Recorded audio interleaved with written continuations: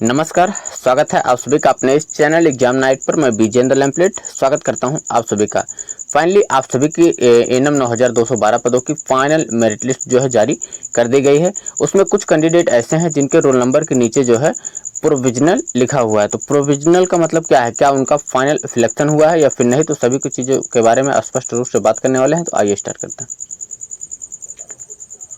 देखिए, सबसे पहले आप लोग यहाँ पर कॉलम 2 को देख पाएंगे कि यहाँ पर साफ साफ लिखा है,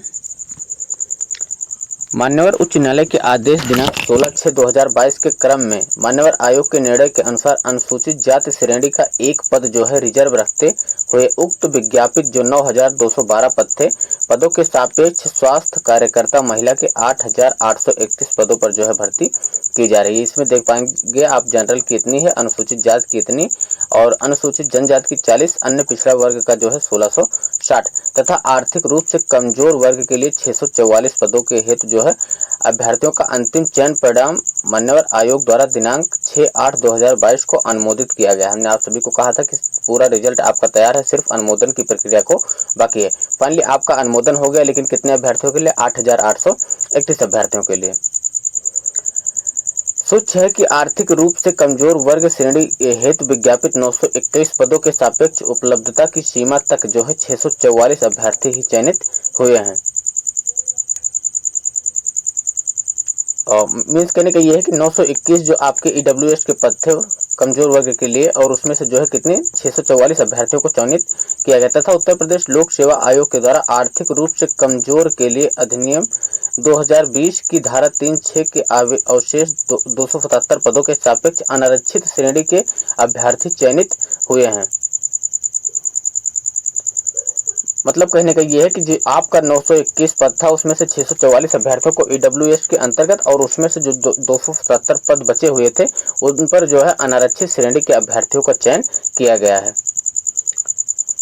और यहाँ पर आप देख पाएंगे कॉलम 4 को देखेंगे, सूच्य है कि क्षैतिज आरक्षण के अंतर्गत चयनित अभ्यर्थी अपनी अपनी मूल श्रेणी में समाहित किए गए हैं। आयोग द्वारा 1622 अभ्यर्थियों को औपबंधिक रूप से अंतिम चरण परिणाम में सम्मिलित किया गया है। उक्त अभ्यर्थियों का अंतिम चरण मान्यवर आयोग अध्याचन कर्तव्य विभाग द्वारा निर्धारित शर्तों के अधीन होगा। और फाइनली आप देख पाएंगे कि जितनी भी जो भी चीज़ें हैं आपको कैटेगरी वाइज सारी चीज़ें स्पष्ट करते हुए पूरा नोटिफिकेशन आप यहाँ से ये चीज़ें पढ़ पाएंगे। ये आप सभी के लिए बहुत ही इंपॉर्टेंट होने वाला। बात करते हैं कि उन कैंडिडेट का जिनके नीचे जो है प्रोविजनल लिखा हुआ है।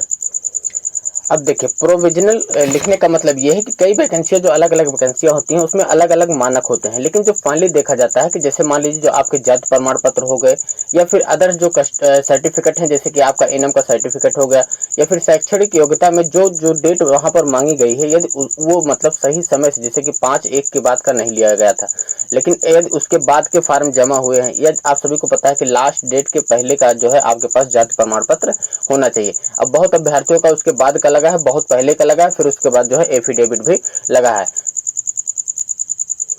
तो ऐसे अभ्यर्थियों को लगभग उसमें रखा जाता है जिन अभ्यर्थियों के डॉक्यूमेंट वेरिफिकेशन में डॉक्यूमेंट में कुछ ऐसी गलतियां हुई होती हैं जो लास्ट डेट के पहले के होती हैं, या फिर मतलब कहने का ये है कि जो लास्ट डेट के चीज़ें जहां स्पष्ट साफ साफ नोटिफिकेशन में किया रहता है कि लास्ट डेट के बाद का नहीं होना चाहिए, या फिर बहुत पहले का हो यदि आपने जमा किया है तो उसके लिए जो है प्रोविजनल में आपका नाम जो है रखा जाता है।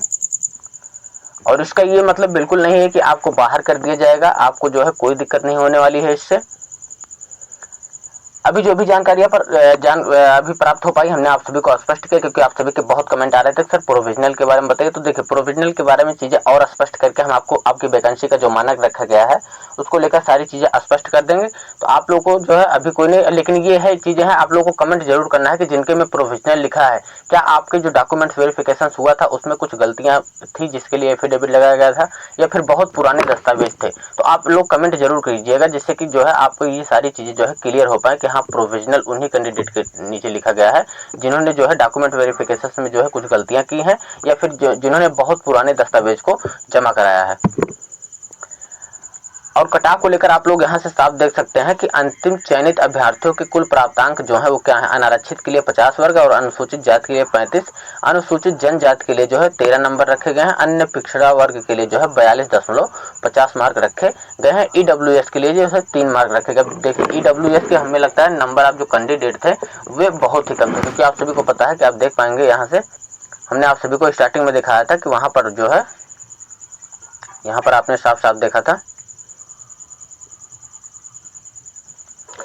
कि जो है 644 जो है कैंडिडेट ईडब्ल्यूएस के, बाकी जो पोस्टें बची हुई हैं वो अवशेष पोस्टों को 270 पोस्टों को अनारक्षित मींस कहने का ये है जनरल कैटेगरी द्वारा फिल किया गया है। तो आप लोग कमेंट जरूर कीजिएगा कि प्रोफेशनल जो आपका लिखा गया है ये किस कारण से, क्या आपके दस्तावेज में कुछ गलतियां थी या फिर बहुत पुराने या फिर नए दस्तावेज थे, जिससे कि चीजें स्पष्ट हो पाए। बाकी हमारा प्रयास रहेगा कि हम सारी चीजें आपको लगातार स्पष्ट करते रहेंगे। जिनका सिलेक्शन हो गया उनको बहुत बहुत शुभकामनाएं आगे के लिए।